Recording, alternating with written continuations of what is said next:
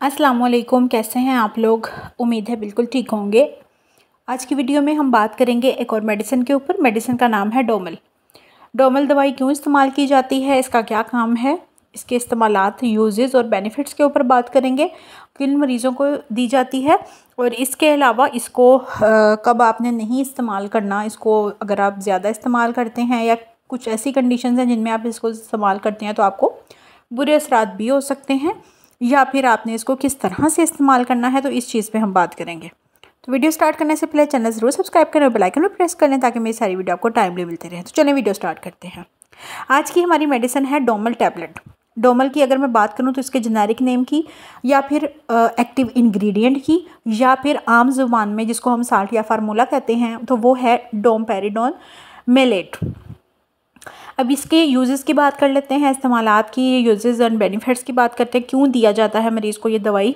तो ऐसे लोग जिनको उल्टियाँ, जो वॉमिटिंग होती है, या फिर नोज़िया लाइक कंडीशन होती है, मतलब कि उल्टियाँ या मतली महसूस होती है। नोज़िया कहते हैं मतली को, जिसमें आपको उल्टियाँ तो नहीं आती लेकिन आपको लगता है कि आपको उल्टी आ रही है लेकिन आती नहीं है, उसको कहते हैं मतली। उस कंडीशन को नोज़िया और उर्दू में मतली कहते हैं, मतली आना, ठीक है, या मतली महसूस होना। और उल्टी आना तो आपको पता ही है, वॉमिटिंग कहते हैं जिसको।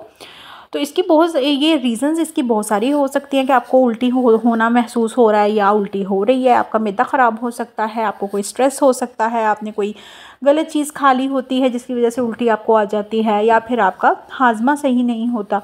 उसके बहुत सारे रीज़न्स हैं। आपको कोई इन्फेक्शन हो चुका होता है, तो इसके बहुत सारे मामलात होते हैं, कॉजेज़ होते हैं जिसकी वजह से आपको ऐसा कुछ होता है। तो इस मामले को ट्रीट करने के लिए, उल्टियाँ या वॉमिटिंग, नोज़िया और वॉमिटिंग जो कंडीशन होती है उसको ट्रीट करने के लिए ये दवाई इस्तेमाल करवाई जाती है। और इसको आपने किस तरह से इस्तेमाल करना है, सबसे पहले तो कोशिश करनी है कि अपने करीबी डॉक्टर को विज़िट करना है कभी भी, या फिर अपने फैमिली डॉक्टर को विज़िट करना है कभी भी।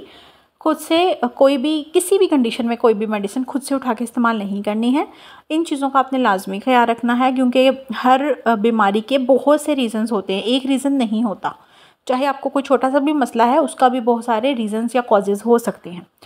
तो अगर मैं इसके जनरल डोज़ की बात करूँ तो आप इसको दिन में 2 दफ़ा इस्तेमाल कर सकते हैं, और कोशिश करें हर दवाई का इस्तेमाल शुरू में कम से कम ही करें, 1 या 2 बार इस्तेमाल करें।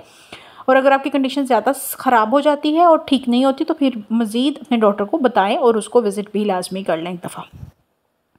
तो आप इसको सुबह या शाम खाने के घंटे के बाद भी ले सकते हैं, या फिर आपसे अगर खाना नहीं खाया जा रहा है तो भी आप इसको ले सकते हैं। तो ऐसा कोई बड़ा मसला नहीं है, लेकिन आपने कोशिश करनी है कि थोड़ा बहुत कुछ खा लेना है तो आपने इसको इस्तेमाल करना है। अब हम देख लेते हैं कि इसको किन लोगों को इस्तेमाल नहीं करना चाहिए। तो ऐसे लोग जिनको दिल का मसला है, कि दिल का कोई भी मसला, धड़कनों का मसला, या फिर हार्ट रेट बहुत तेज़ होती है, कोई भी दिल का रिलेटेड कोई ऐसा मसला है, या फिर जिनका बीपी बहुत तेज़ रहता है, हाई रहता है, मतलब जिनका बहुत हाई होता है बीपी, नॉर्मल बीपी होता है 120 और 80, और अगर इससे आपका बीपी जो है वो 140 तक है तो वो भी ठीक ही है, लेकिन फिर भी अगर 150 से अबव है, 145 है, 50 है, 65 है, या जितना भी आ रहा है, तो आपने कोशिश करनी है किसी भी किस्म की दवाई का इस्तेमाल खुद से नहीं करना, और इस दवाई का भी इस्तेमाल ना करें। इसके अलावा अगर आपको गुर्दों का या जिगर का मसला है तो भी आपने इस दवाई का इस्तेमाल नहीं करना खुद से, डॉक्टर बताएगा तो ही आपने इसका इस्तेमाल करना है, अदरवाइज़ नहीं करना। इसके अलावा अगर मैं इसके और सिम्टम्स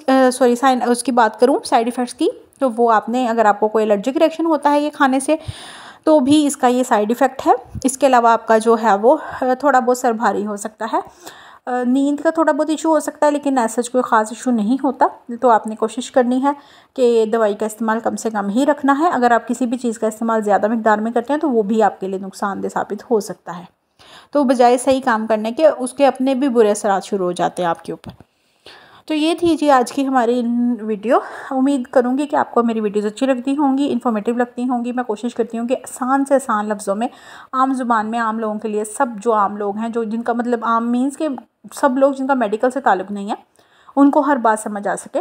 तो बाकी अगर आपके पास कोई नॉलेज है या आपके पास कोई सजेशन है तो आप भी मुझे कमेंट सेक्शन में बता सकते हैं। कोई अगर मुझसे कोई गलत लफ्ज़ बोल हो गया या कोई गलती मेरी आपको लगता है कि मैंने गलत बताया तो वो भी आप मुझे करेक्ट कर सकते हैं। अपना बहुत सारा ख्याल रखें, मुझे हमेशा दुआ में याद रखें, सपोर्ट करते रहें, और ऐसे ही मेरी फैमिली की तरह, जिस तरह आप मेरे प्यारे सब्सक्राइबर हैं, फैमिली है बिल्कुल, इसी तरह साथ चलते रहें। अपना बहुत सारा ख्याल रखें, कोई चीज़ पूछनी हो, कोई भी हो, आप कमेंट सेक्शन में बता सकते हैं।